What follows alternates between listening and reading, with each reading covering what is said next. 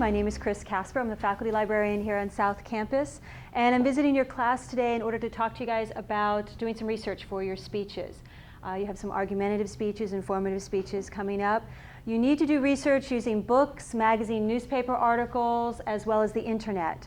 So today, however, I want to focus on using our library databases, as well as using the internet, and which sources will be the most reliable and the most credible sources for you to use for your speeches. Our library is Building 81. It's a Broward County Public Library as well as an academic library with BCC. So you'll use your Broward County Public Library card in order to check out materials from our library. Don't use your student ID card. You want to make sure you have a Broward County Public Library card. You can get a card over at the library on the first floor at the checkout desk. If you don't have a card, you can just show them your driver's license if you live in Broward County. If you live outside of Broward County, you can bring in a printout of your class schedule and they'll fix you up with a library card right away.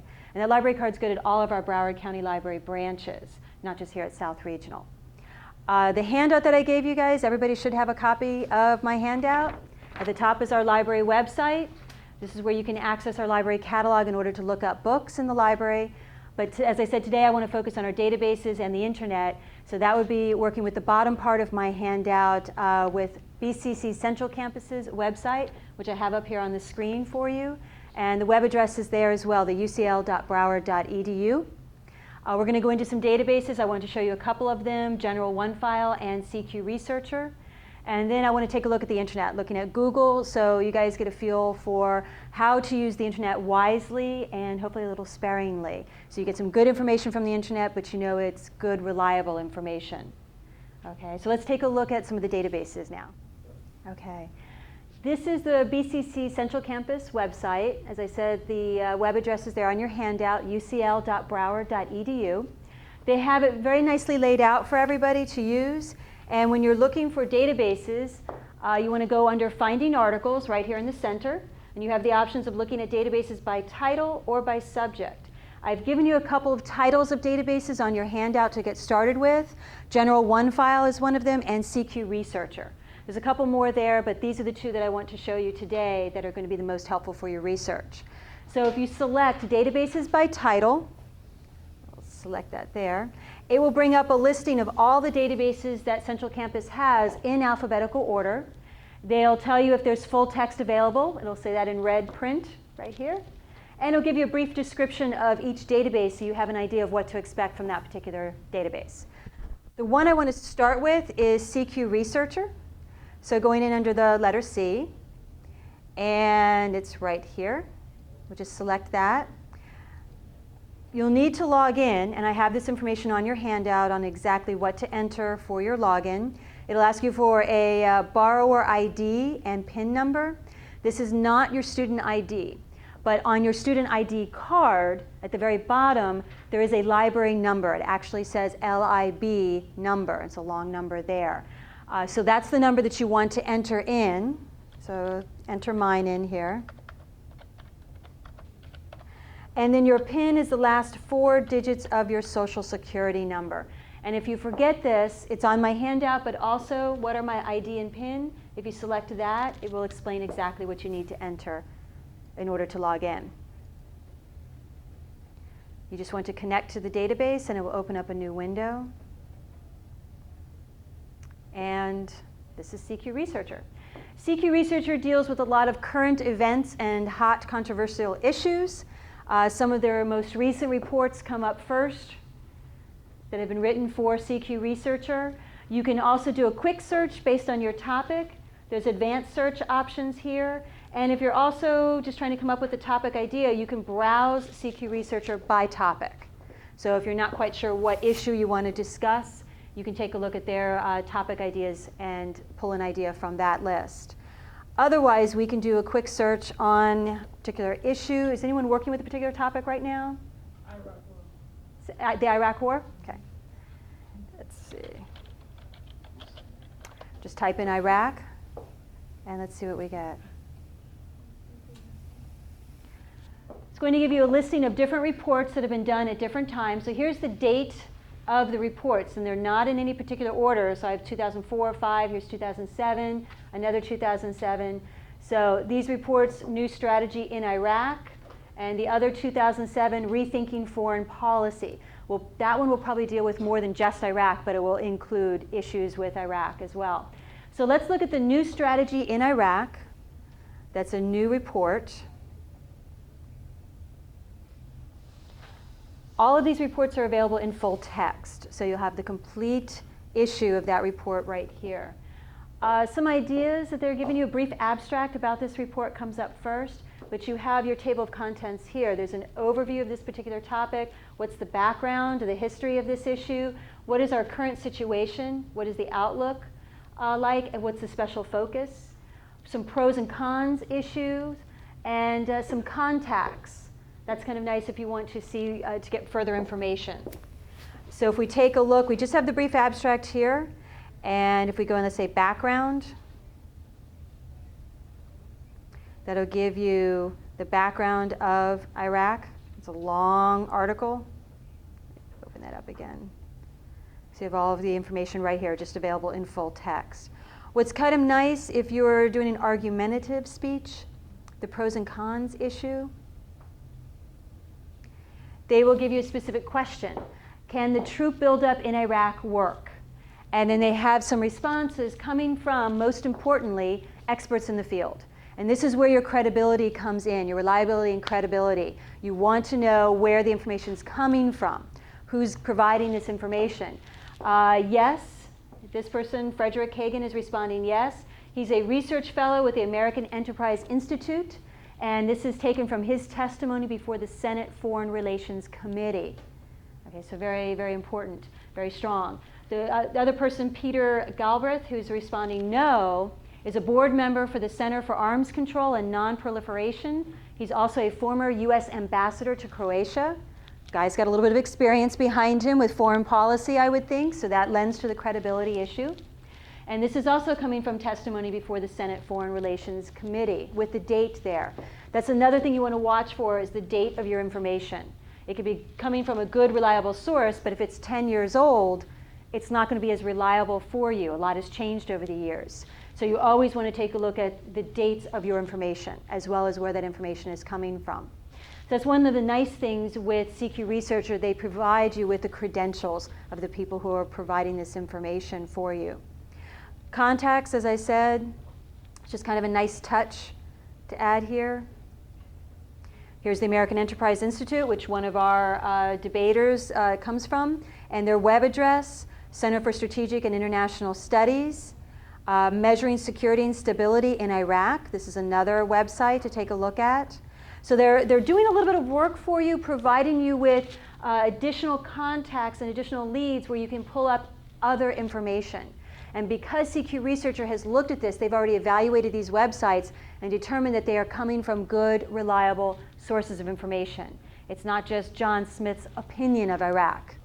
Okay, this is coming from experts in the field who are obviously doing the research and are posting the research here online for you. So that's a nice touch to take advantage of. One other thing that I like about CQ Researcher is the citation information. It's kind of a small print right there in the middle. It says Cite Now. But if you select that option, I'll bring that down just a little bit, it opens up this window automatically in APA style. So this is the citation for this particular report set up for you in proper APA style. Now, some classes may require you to do MLA style. I know a lot of English classes require MLA style. So if you just select MLA style right there, it will convert it to MLA style. This database does the citations really the best, giving you the options, showing you both styles, which is really nice. Other databases like General OneFile that I'm going to show you will provide you with the citation, but only in MLA style. If you needed it any other format, you're going to have to work with that yourself. So it's kind of nice to have this option here with CQ Researcher. Okay. Do you guys have any questions about using CQ Researcher? No? Okay. Oh, also too, just to mention up here at the top right, you can print this out. You can email this back to yourself, a specific section or the entire report. You can also save, if you'd like to save this particular document as well. So you always have those options with the different databases to print, email, or save the information. The CQ researcher, one of the biggest misconceptions with it is that a lot of people consider it to be a government document because CQ stands for Congressional Quarterly. So they immediately think that it's a government document. It actually is not, even though it's Congressional Quarterly Researcher. It's actually a publication that is just published by actually themselves, CQ Researcher. They're self-published. They do print reports 44 times a year, and they're also online through this database. And the editors for CQ Researcher, they're the ones who research all the facts and figures. They do work with government documents to pull up this information, as well as working with the internet and other magazine and journal articles to pull all this information together into one sort of final report on different issues. Mainly these issues cover current events, current topics, controversial issues and topics, specifically for argumentative reports and speeches, but because they do provide information for debates or in argumentative papers, but they also provide a lot of informational statistics as well as information for just general informative papers. The next database I want to show you all is General OneFile. The difference between General OneFile and CQ Researcher has a number of editors and researchers that work for CQ Researcher, researching the information and writing these different reports.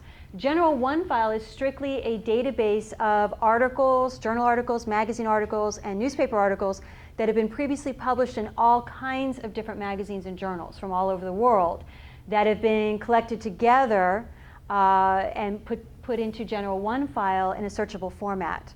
So the editors or the people who work for General OneFile, they'll research these articles and pull them together, but they're not writing the articles, they're not double checking the information in the articles, they're relying on the sources, the journals and magazines, to have already done that. So we can assume that these articles will be reliable. They've been edited by their journals and their magazines, so they will be good, reliable source of information. So that's a step you don't have to worry about. It's already been undertaken by the editors. And then you can go right into General OneFile and do some searching based on your topic and pull up those articles from around the world and use those to help you further your research. Let's take a look at our database now. Okay. General OneFile, all of their articles are available in full text. Their coverage goes back to 1980 to the present as far as covering articles, journals, and newspaper articles. And if we take a look, we'll just select General OneFile. The nice thing about logging into BCC's databases, they will hold your login for about an hour. So as you can see, I do not have to log in again. I can just connect up to the new database. And this way you can go back and forth, jumping between different databases to do your research. It saves a little bit of time. We have our basic search screen here. It's already highlighted to documents with full text. So we can do a search on the Iraq War. We'll probably get a lot of hits on this particular topic.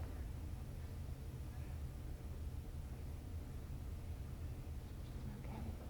The tabs that run across the top here, as you can see, for our magazine articles, we have just over 14,000 hits. Our academic journal articles, we have just over 2,000 hits. Books, 141. These are usually excerpts or book chapters taken from books. 37,000 newspaper articles, and multimedia, just over 3,000 would be audio or video clips. So you can select whichever type of source you'd like and take a look at those results. Some people question why have they divided out magazines from academic journal articles.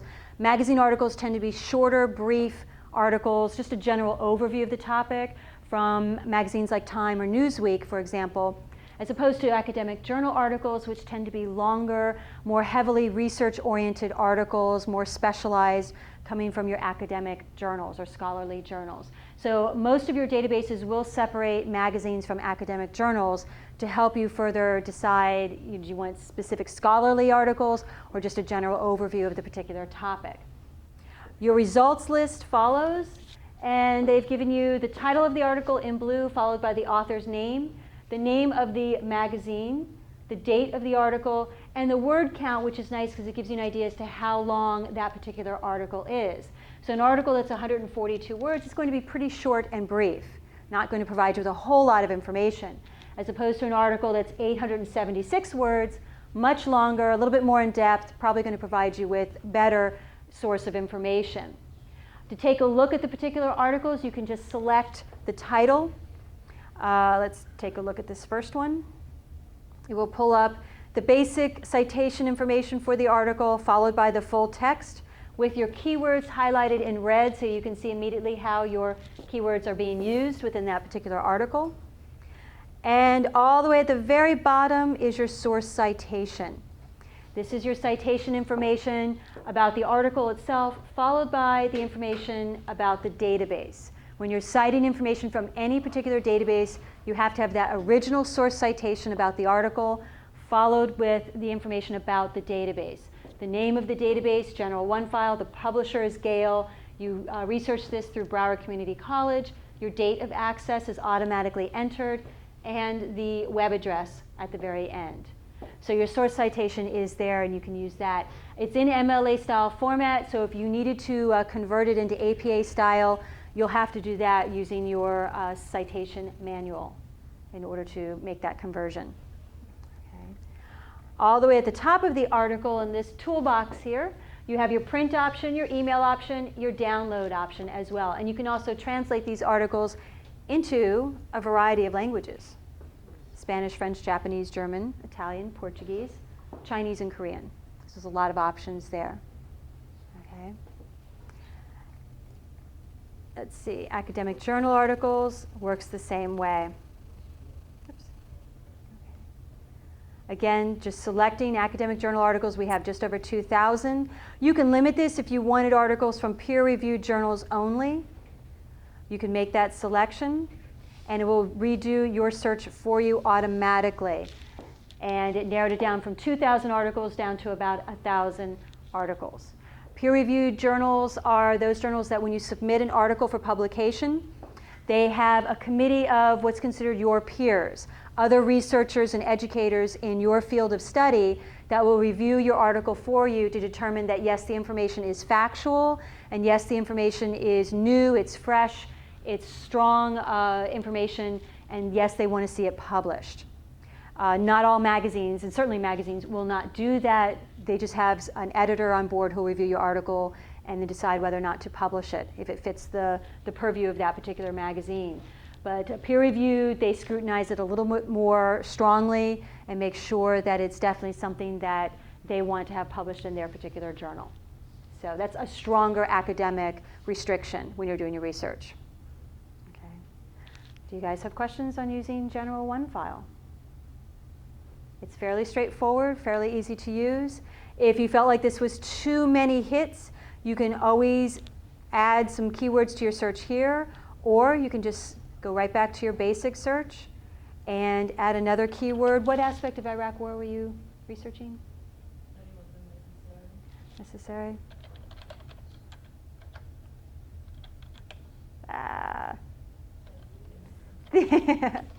My spelling. U-N, two N's? That's what I thought. But no, one C? I think there's two N's. Oh, I forgot the R, sorry. That's okay.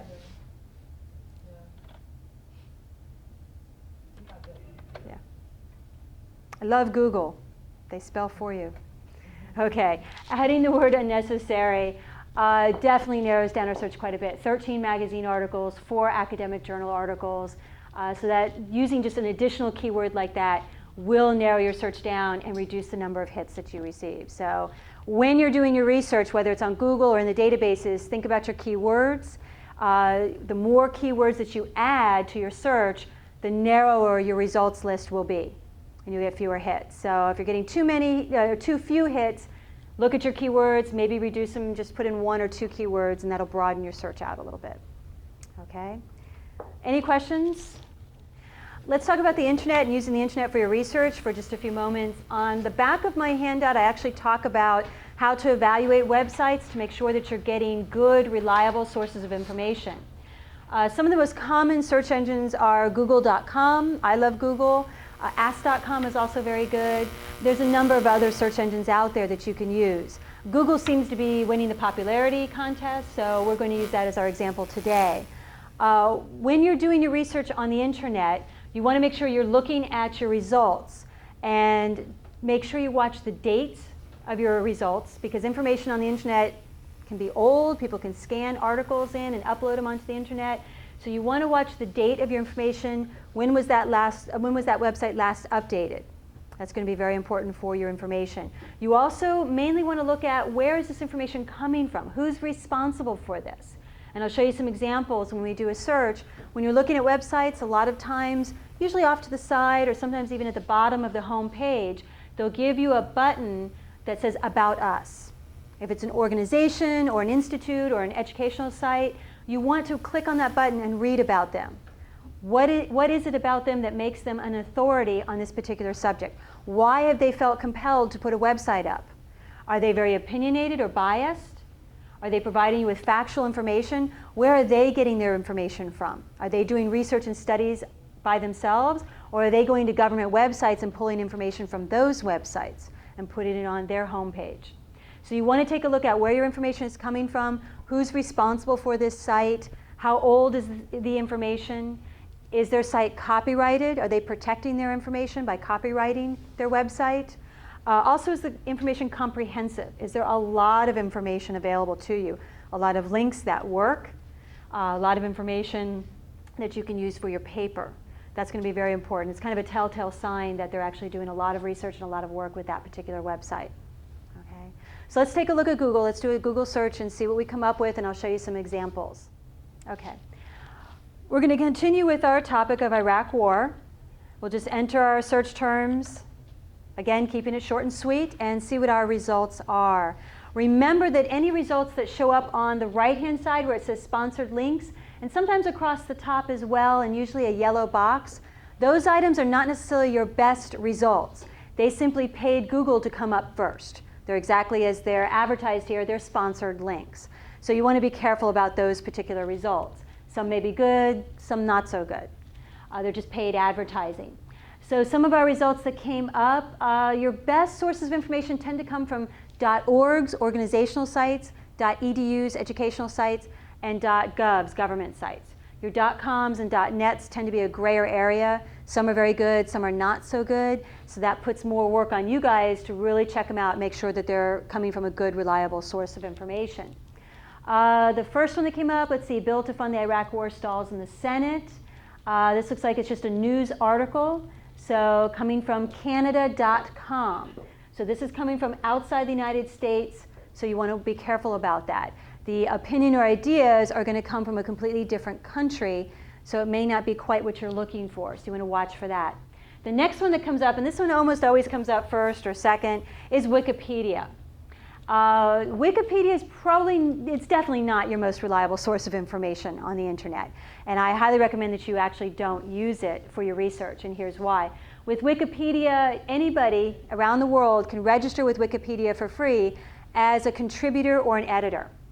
And that means once you've registered, you can go in and write up an entry on whatever subject you want, claim that you are an expert on this, and they'll post it for you.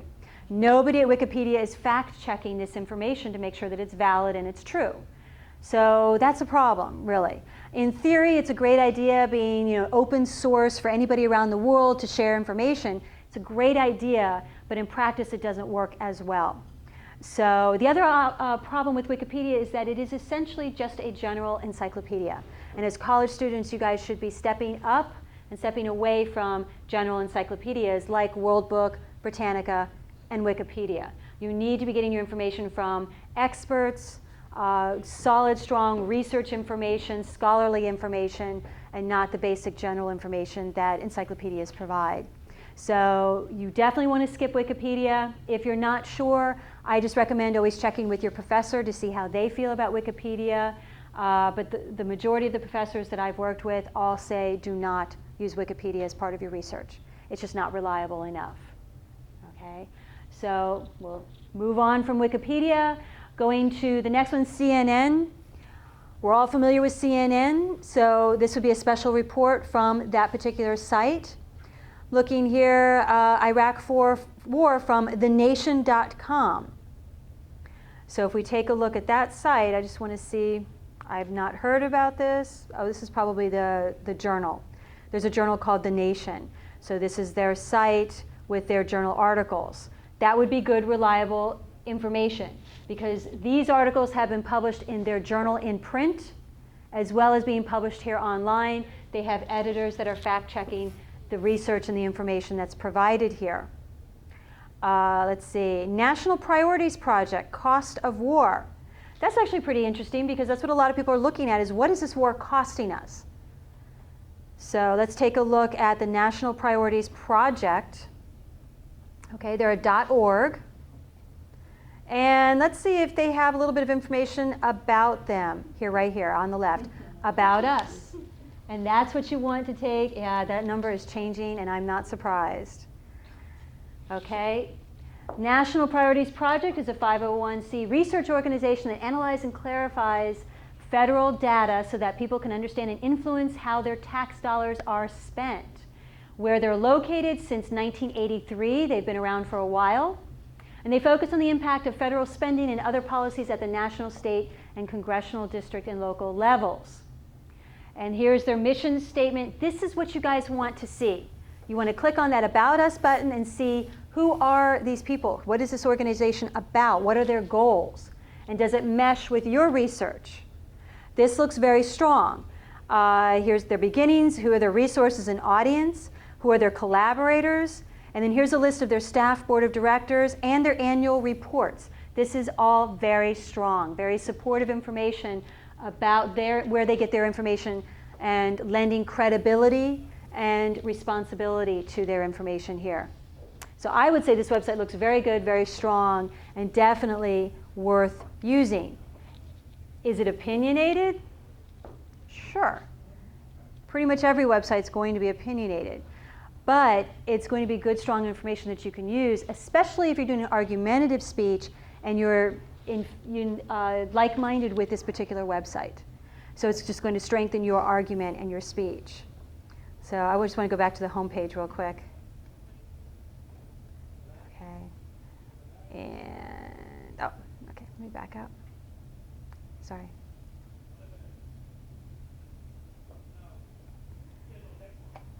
See the cost in your community. This is for the entire, for the entire United States, and in Florida, Broward County. It didn't change that much. I noticed the numbers changed a little bit, but not all that much. So I would also want to take a look at where exactly these numbers are coming from as well.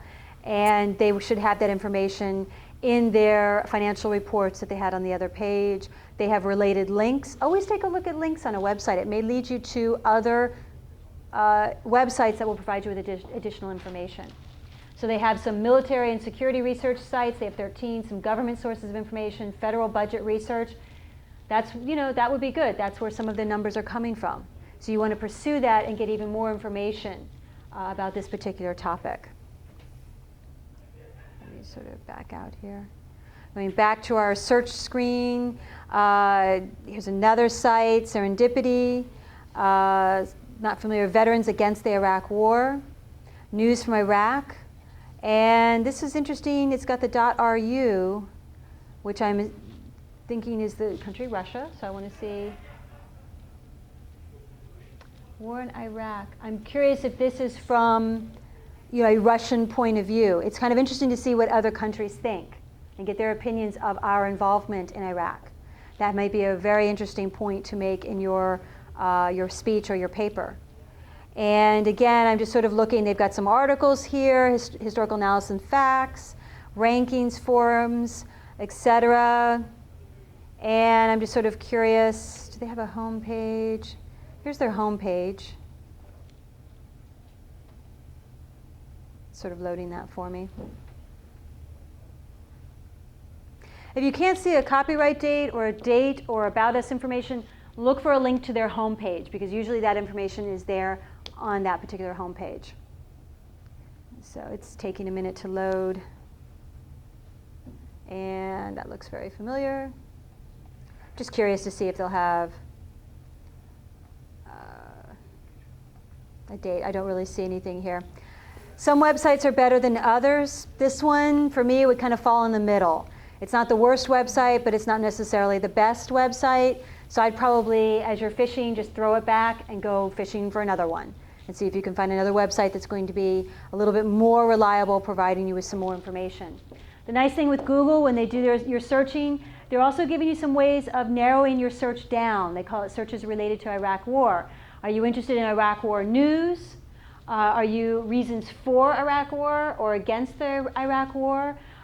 Video, war on terror. So it's kind of nice. They're helping you out, showing you how you can narrow your topic down a little bit, and you can select one of these options and it will redo your search for you and give you some responses. So when you're using the internet, you just want to be careful about the websites that you select. Don't just rely on this first page of results.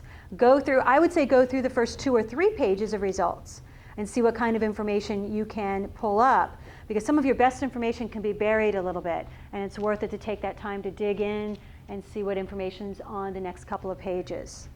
Okay, so take your time with that. Make sure you're getting a good, reliable source. Select about us. What about them that makes them an expert? Why should you pay attention to their website and their information? So you should be scrutinizing and examining each and every website before you decide to use it and include it for your speech or your paper. Okay. Any questions? I'll open it up. Are there any final questions? If anybody, I'll start with first if there are any questions about the database. Mm-hmm. Yeah, for the ucl.broward.edu, do you have to be a student to go onto that particular website? Or? Yes, it's only for BCC and FAU students to access that particular website. To access their library catalog to look up books, no, you don't have to be a student. You can go right into their catalog and do some searching for books. However, you want to use the databases. Yes, you need your student ID card in order to log into the databases by entering that borrower ID number. So you do have to be a BCC or FAU student in order to have that login number. We do have some of the same databases through our library, the Broward County Library system. They have General One file, for example. So if you don't have a student ID card, if you do have a Broward County Public Library card, you can access our library databases through the website at the top of the handout. That's browardlibrary.org. And you can log into those databases using your library card number. So you kind of have 2 options to access the databases, but I think the most popular option tends to be going in through Central Campus, because almost everybody has a student ID card. And if you don't have a card, you can get one over at the Student Union on campus. They can set you up with one. Okay, sure. Any other questions? Does it have like the contemporary literary criticism and like the short stories and all those?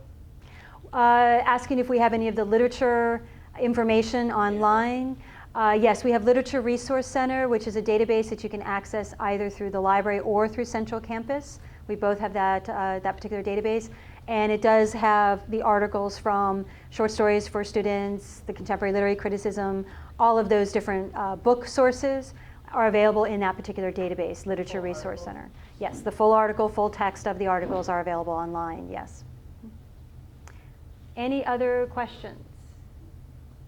I had a question earlier about using Google and limiting or sort of looking at Google and sort of limiting it so you're not pulling up all kinds of eBay responses and things like that.